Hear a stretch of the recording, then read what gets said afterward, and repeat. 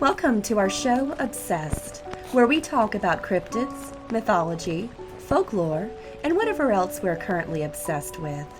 I'm Caitlin Palmer. And I'm Clay. And we're Obsessed. Why did you do that?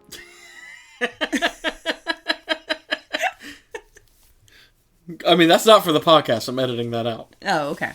Well, good evening, everybody, or good afternoon, good morning, good day, wherever you are. Thank you for being here with us on Obsessed with the Palmers. Like I said, I'll probably edit it by the evening. So it'll be evening. It'll probably be evening. For those of you, because I know he probably cut it, Clay was making mouth noises into the microphone, and they were unpleasant. Clay. I mean, they won't have to hear it.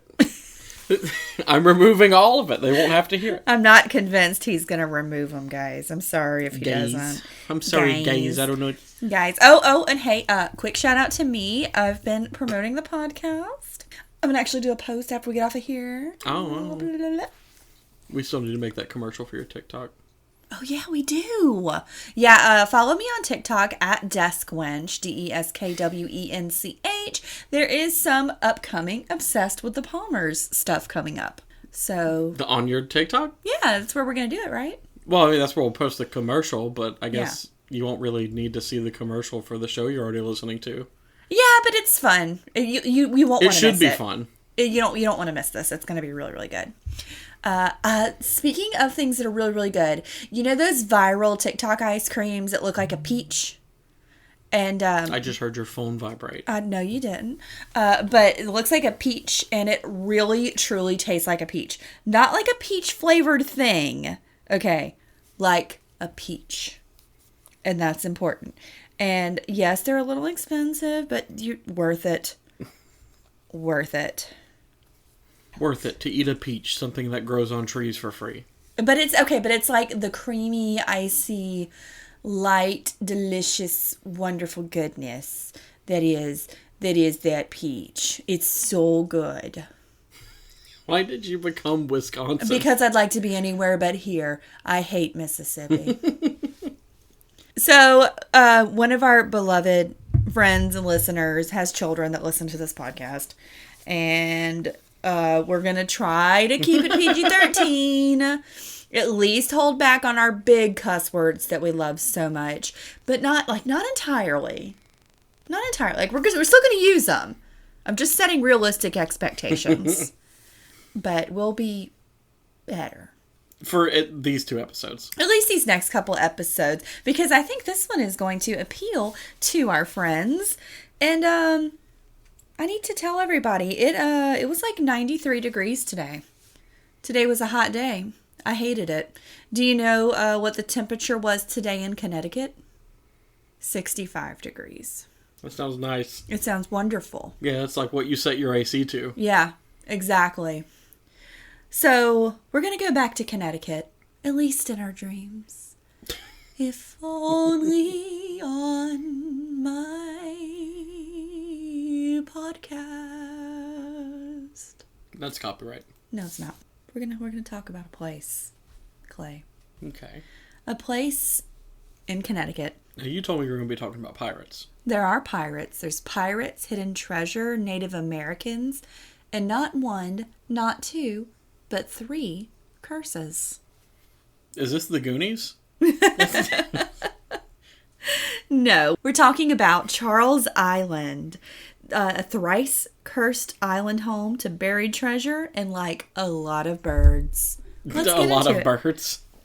So not far off the coast of Silver Sand State Park in Milford, Connecticut, lies Charles Island, a beautiful 14-acre island that's one of the, quote, largest remaining breeding colonies of the heron and egret, recognized by the Audubon Society as an important bird area. I think it's funny that it's just called an important bird area. Like, that's what the Audubon Society calls it. Yes, I have to go to the important bird area. Yeah, I have to go to Charles Island. It's an important bird area. Yeah, like something you're telling somebody when you're trying to get out of a conversation. Right. It's like, what's my address? 123 Road Lane. Road Lane. So I'm sorry, I'll be busy washing my hair. Yeah, a girl really used that excuse one time in high school, and it was kind of sad. Oof. Yeah, she was like, I have to wash my hair that day. I remember hearing about it. Maybe if she was Pentecostal, then I would have believed that. No, she had long hair, but she wasn't Pentecostal. But she was like, she was telling her friends about it, and they're like, that's a terrible excuse. And she's like, it does take a long time to wash my hair. And it, hey, I get it. But I've got some cousins that are Pentecostal. Their hair is down to their ankles. yeah, it's very, very long. It's very long. I don't think there's even a thing that says that they can't.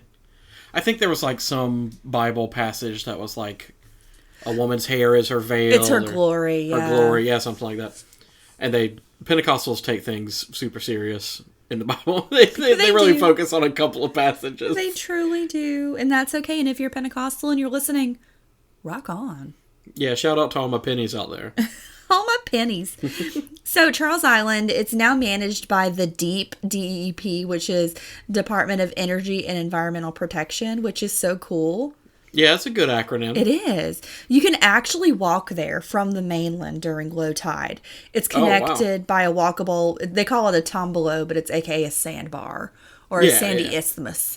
For hundreds of years, the island has intrigued and captivated mainlanders, and indeed many people still fondly recall trekking across the sandbar. That sounds really cool. How far is it off the mainland? About a half a mile. Oh, wow. Yeah, so it's not very far at all. Now, this island, it's worn many hats over the centuries. It was once a plantation, a summer resort, a fertilizer plant, a Catholic retreat, but nothing lasts long on Charles Island. In fact... Except for the birds. Except the birds. In fact, it's actually been nicknamed Hard Luck Island, for reasons we're about to get into. Why, you may ask? Why is it called Hard Luck Island? Well, because it's been cursed, like we said. Not once, not twice, but thrice. This makes it one of, if not the most cursed place in the entire state of Connecticut. Just Connecticut. Well, I guess there's a lot of cursing going on there. There's a lot of cursing. There's a lot of... Well, I guess Salem is in Massachusetts, but it's real close. It is. All those states are so little. So in the before times, it was home to the Pawcasset tribe. They were the first tribe there. They named the island. The island used to be called Pocahog, which translates softly to cleared land. The Pawcasset were said to be a very peaceful people. Indeed, they are still Pawcasset people in Connecticut. In fact, they're really fighting for their rights still. Yeah. Like many people. But enough of that. Native American women were responsible. I found this information like just really interesting. Native American women are responsible for cultivating the proverbial three sisters. So like when you're planting, you always plant corn, beans, and squash together. That's the three sisters. And Native Americans found that out. Makes sense. Yeah, it's awesome. It's believed that the Pawcasset chief himself, please forgive me if I say this incorrectly, Ansantaway.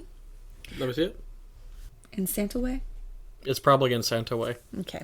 It's believed that the Pawcasset chief himself, in Santaway, used the island as a summer wigwam for himself and his family.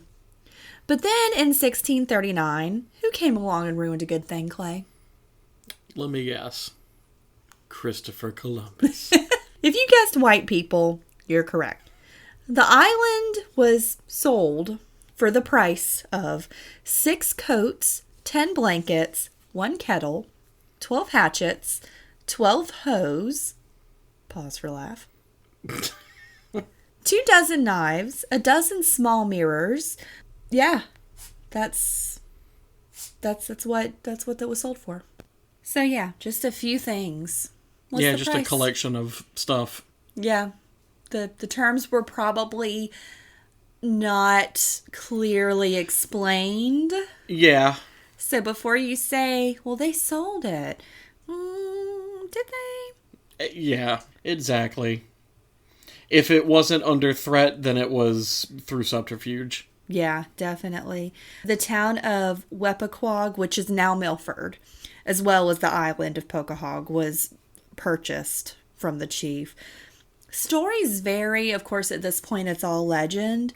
But it's said that as the people were forced off of their island, their land, their sacred home, a curse was placed Anybody who decides to place any structure on the island will be cursed, and they will not be able to live there.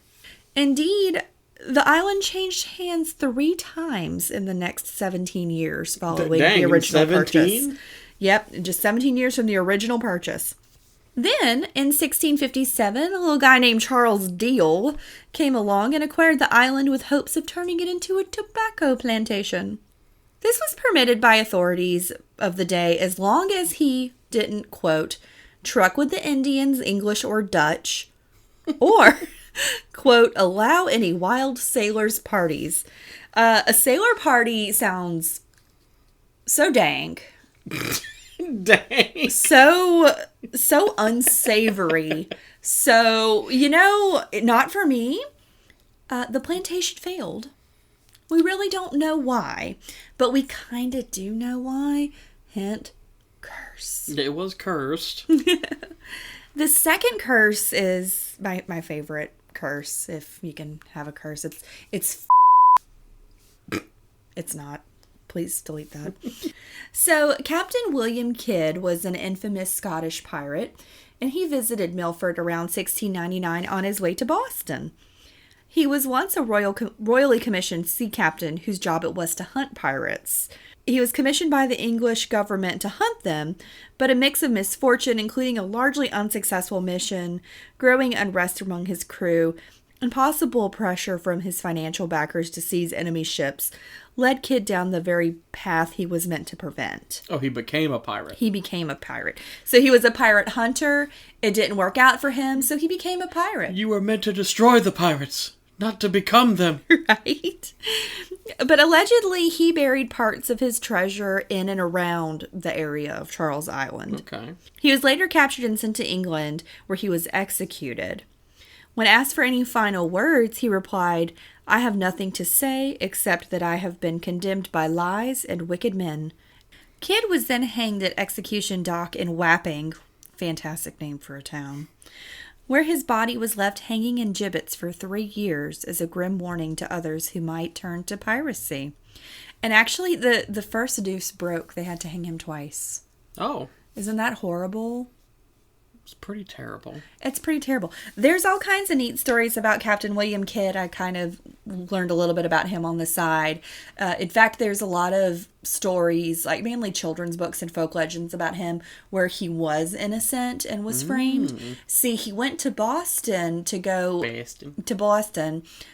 back to England because he was told he was getting a full pardon. They're like, just come back to England. We're going to give you a full pardon. You don't have to run anymore. And then they were like, psych. And then they murdered him to death. We lied. Yeah, exactly. He's like, no. Right? It's actually really terrible. Like, poor Captain Kidd. But before he left on his fatal voyage, the treasure, which was said to be an iron chest filled with gems and gold, was hidden in Hog Rock and cursed. This is a common thing to do for pirates because when they thought that there would be a chance they wouldn't come back for the treasure, at least if it was cursed, no one else can get it either. Sure. So if you curse the treasure or you curse the land, right, nobody will come looking for the treasure. In fact, the treasure remains hidden to this day, and anyone who looks for the treasure will be cursed with bad luck. 200 years... But he who finds the treasure is blessed with good luck, because he found treasure. What if it's like just ancient chocolate coins, and they're like, you know how when chocolate gets old, it gets like, turns gray? Oh, God, yeah, it gets that powder on it. Yeah, it's so bad. Maybe that's the bad luck. Maybe that's the curse. Maybe he turned it into really bad Easter chocolate. Right. That they had all the access to make back in the day. Yeah, back in the 1600s, you know. When they made Easter chocolate. I don't know if they've even discovered the properties of sugar back in the 1600s. Well, 200 years later, the island briefly became home to a mansion of a man named John Harris. He was some rich guy from New York. Sure, I mean, yeah, he put a mansion on an island. Yeah, he bought an island, a 14-acre island, which is pretty big. It's pretty big. It's a personal island. Yeah, I was going to say 14 acres of, like, land is, I mean, that's a pretty, you know, like for living on it, that's a lot. Yeah. This mansion was 2.5 stories, which I'm assuming is like 2 stories and an attic. Maybe, yeah. And was, quote, surrounded by cherry trees, green lawns, and flower gardens. Sounds idyllic. Unfortunately, it didn't last that long.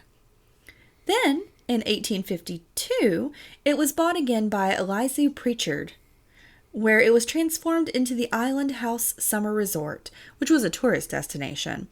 It was actually successful, but albeit briefly, and folks would come from, quote, as far away as Hartford to enjoy the resort, which included a bowling alley, an aquarium, a bar, and other amenities. One thing we gotta say, okay, they came from as far away as Hartford.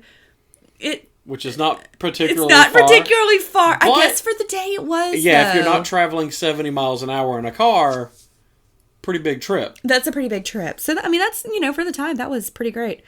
Another tale, more reminiscent of the Pirates of the Caribbean, involves a group of sailors who in 1721 stole treasure from a Mexican emperor named Guatemozin. According to the legend, many of the men suffered from a mysterious and dreadful fate. The last surviving sailor is said to have hidden the treasure in the basement of the old Milford Inn, though a drunken patron reportedly stumbled upon it while searching the cellar for more beer. The story claims that under cover of night, the sailor rowed out to the island and then buried the treasure, casting a third and final curse upon the already ill-fated island. Then came the Civil War. Nobody had time for that. And besides that, the island was deemed, quote, too isolated to become prosperous. In 1868, Charles Island became, quote, a plant which produced fertilizer from dead fish. Oh. How do you think that went, Clay? I mean, it's a small island, so there's probably plenty of fish to be dead to make fertilizer from. It stank. Yeah. It smelled really, really bad. Locals were not thrilled. And ultimately, this too failed. Stinkfish Island. Yeah, Stankfish Island. It failed due to pollution of the air and the water. There was talk of turning it into an amusement park or even a wireless station during World War I, but none of it panned out. It was also considered for a boxing match, but it must not have been a boxing match. They were going to host a boxing match. I think like an underground boxing match. Okay. But the authorities found out. Someone squealed, and they didn't get to do it. I know. Very lame. Thanks, narcs. Yeah, narcs. Then in the 1930s, Dominican friars from New Haven, the same order that faithfully served St. Mary's Parish for 135 years up until recently, December of 2021, purchased the property and established a retreat center for spiritual growth and reflection, following the tradition of other Catholic orders. Like many similar ventures, however, the retreat was eventually abandoned, though remnants such as bricks in the foundation are still seen today. It was briefly considered for a site of a nuclear power plant, which is a bad idea on many levels. Yeah. But it was deemed to be too small to do that. Yeah, that makes sense. Today, the only inhabitants of Charles Island are the winged creatures who are protected there. I guess the curse doesn't extend to birds. Yeah, and I think there's kind of a poetic justice because it was this peaceful nation's home. And now it's a protected place for nature. That or birds are immune to curses. And I think birds are the curse. Birds may be a curse. I probably so. But Charles Island, which is located, of course, in modern-day Milford, Connecticut, it's off limits to the public from May 1st through August 31st to protect nesting herons and egrets. Outside of nesting season, the island can be reached on foot via low tide. A natural sandbar connects it to the mainland. However, visitors should exercise caution as tidal currents can be swift and hazardous during rising tides. Yeah, you kind of don't want to be just walking into the ocean when the tide comes and goes. Okay, so it's protected only during those months. I guess that's when all the birds do... That's when they do their bird breeding. The bird stuff. Yeah, their cloacal kiss. Oh, God. That's what it's called. Yeah, I know that's what it's called, but it's still terrible. It's disgusting. I imagine, do you think it makes it sound like a plunger when they, like, pull apart? Like, you think it's painful? I don't know if this still, like, qualifies for PG-13 or not. We're talking about bird genitals and the sounds they make. That is science. Sure. Clay. It is. That's what the birds all say. They're like, this is science. Exactly. Well, get out of here. That's what we say. Get out of here, Longshanks, they say. Get out of here, Longshanks.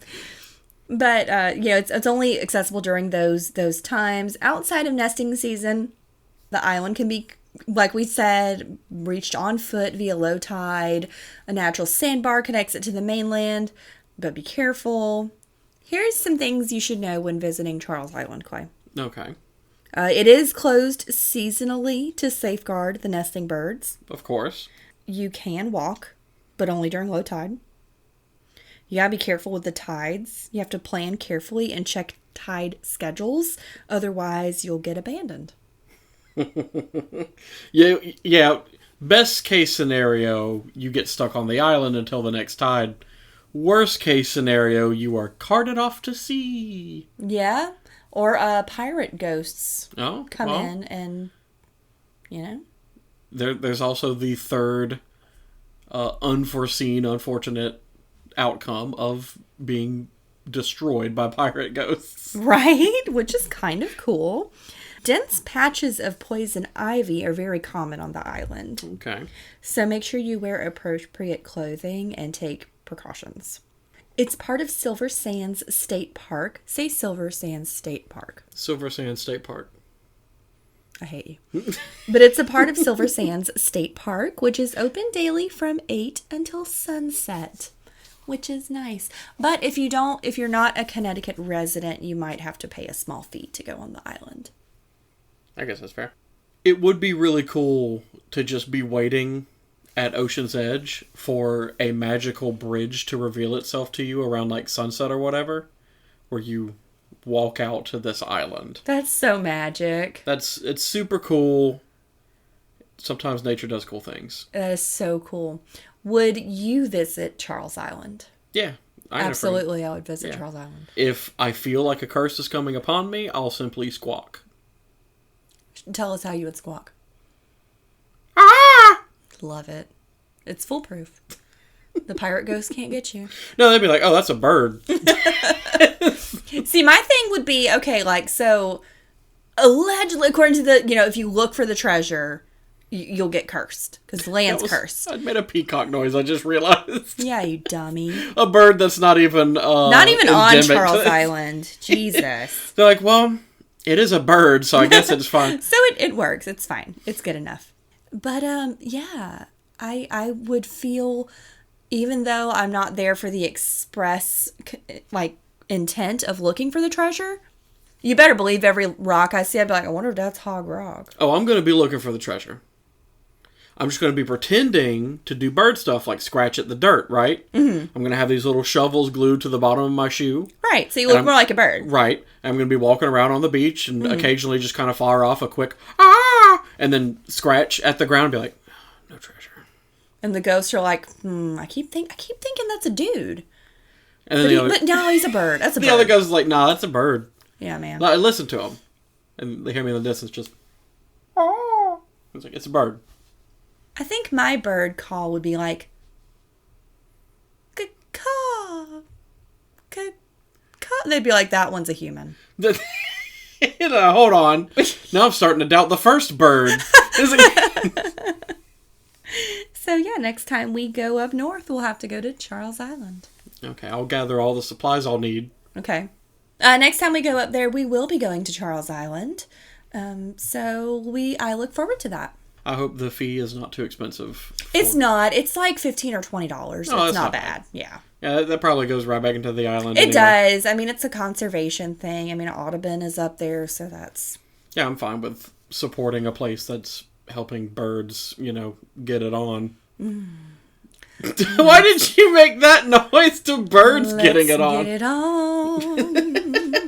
Come. Let's get it on. Wait, did you say caca in the middle? We're all sensitive avians. I don't know if this... With a cloacal kiss. I don't know if this counts as a parody law or not. I don't think.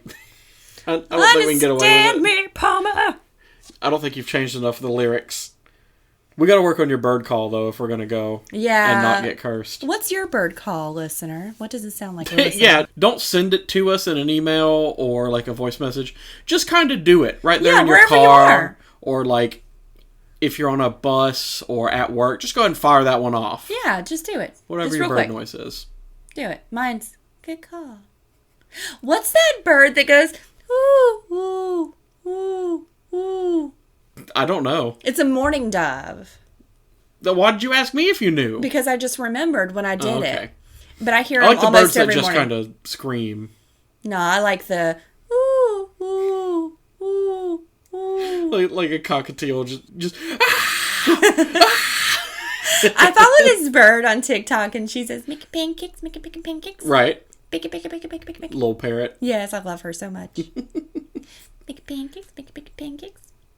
And sometimes she whispers, she goes, "Bake it." Right, she's gotta be quiet. Yeah. I like there's a video of a little parrot who sings the Chocobo theme. Stop, that's cute. Yeah, it's real good. And it whistles it, which I can't whistle anymore since the car wreck, so. Really? Yeah, not really. Now that I've got that scar tissue in my lip. I've never been able to whistle ever. I can't. I'll cut out the whistles. That can't be good. That can't be good audio. But no, that has I to be used to very be able unpleasant. to whistle a tune, and I can't anymore. Now you can't even carry a tune in a bucket. I was going to say, but I can carry a tuna because I'm a bird. And then I remembered how big tuna fish are. Oh, tuna are huge. Yeah, you don't think that they're huge, listener. But they are. They're massive. They're really friggin' big. They're super friggin' big. I always think about my egret trauma, like when I read that the island was home to egrets. Because when I was in school, back in the day, when I was just a little Caitlin, I had, they picked an animal for you at random, and I was really pissed because I didn't get the jaguar. I wanted the jaguar. You know what I got, Clay? I got the egret, and I couldn't find a book about an egret because they would, take you to the library. You know, you had to, do your research or whatever. And I was like, teacher, I can't find a book about an egret. And she was like, keep looking. You weren't trying hard enough. Exactly. You weren't trying hard enough. And I was like, but teacher, I really can't find a book about no. I don't see no book about no egret. And she's like, come on. And she walked with me, that thing where they're going to shame you to She's show well, you. come with me, Butters. Yeah, come with me, Butters. And I was like, oh, hamburgers. Hamburgers. Yeah, oh, hamburgers. And then she couldn't find it either. And then she was like, oh, I guess there really wasn't a book about egrets. She's like, well, egrets are dead now. You get to pick a new animal. I wish. I didn't. I had to learn about egrets. I don't remember anything about egrets except they're like white heron birds. Right. Yeah, I don't think they have anything special. They're just kind of birds. Yeah, they're just birds. This is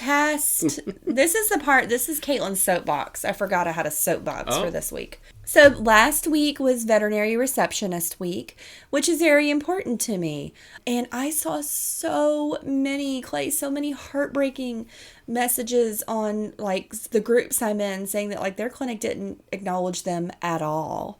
And that's so freaking sad. So if you're a veterinary receptionist, thank you for doing what you do. And your boss needs to get with it. Yeah, take a page from the birds and shit on your desk. Yeah? There's my one cuss for this episode. I'm proud of you. Yeah, I feel like I used it effectively. You did. You already used yours. Oh, I used a few. I only heard one, but Oh. I haven't edited it, so I guess we'll see what we're up to. For a while. If you only hear one listener, that means Clay was right. that means I was right, or I took out a whole bunch. All right, how likely are you to survive on Charles Island? I would give myself probably a solid 9.5. Yeah, that seems right. It doesn't seem like anybody died on the island. Their business prospects just never panned out. Just their dreams died, and mine died years ago.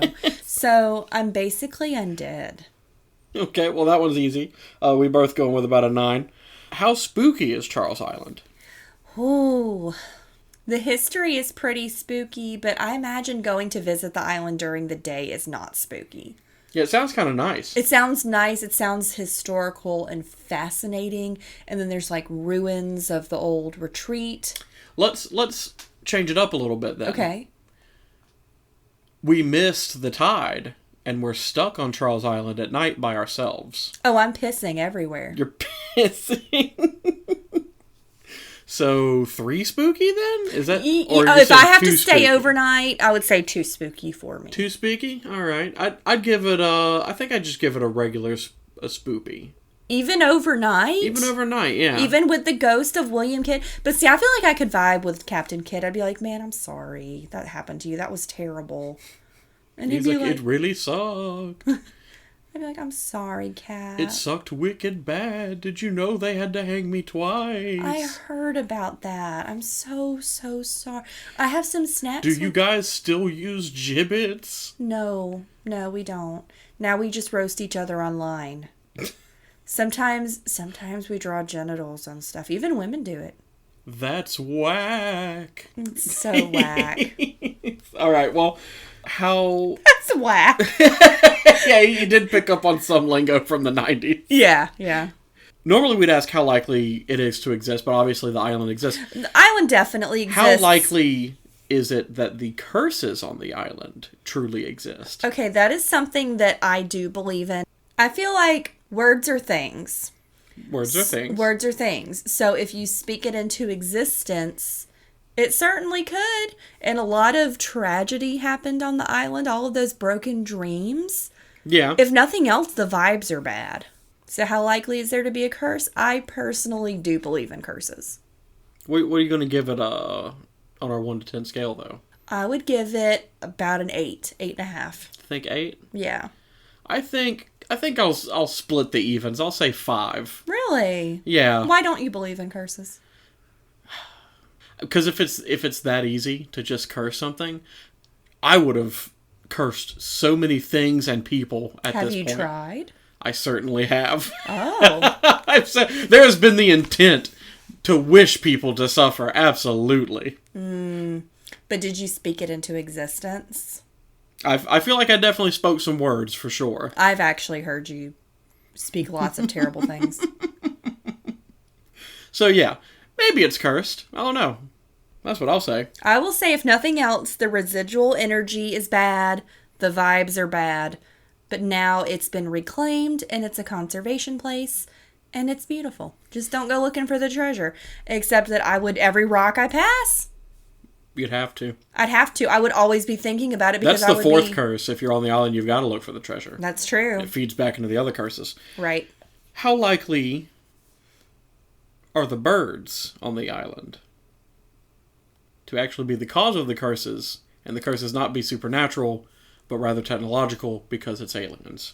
Oh, it's absolutely 10. 10 out of 10. Is that your serious Birds answer? are aliens. Shrimps is bugs and Shrimps birds is aliens. Bugs and birds is aliens.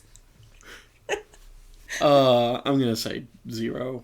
Yeah, I don't actually think so. Don't think aliens got anything to do with this one. No, not this time. No, this was all tragedy caused exclusively by humans. We've got to own this one. Yeah. Good job, humans. This one's on us. Can't blame aliens this time. Ruining stuff for everybody. And that's it. And that's it. That's Charles Island. And we're going to go one day. I'm manifesting that we're going to go back to Connecticut before it reopens for the season. So we'll have to go time after next that we go. Okay. But we're going to I'll let you figure out all the math on that. Yeah. We're going to go. We're going to go. It's going to be really, really, really, really, really, really cool. To our friends listening that live in Connecticut, don't go without us. Yeah, wait till we go. Yeah, wait till we go. Walk across the magical bridge of sand that forms. The bridge to Treasure Bithia. I'm not going to make it back. Yeah. The story of the bridge to Terabithia is upsetting. It's a sad one, but don't think about that. Think about what you want us to talk about next. And if you would like to request a topic, Clay, where can they email us at? adobsessedwiththepalmers@yahoo.com. And you can also follow us on the social medias. We've got a Facebook and we've got a Instagram monitored by yours truly. And a Blue Sky monitored by me. Our next episode is actually a suggestion. I'm excited. Until next time. Bye.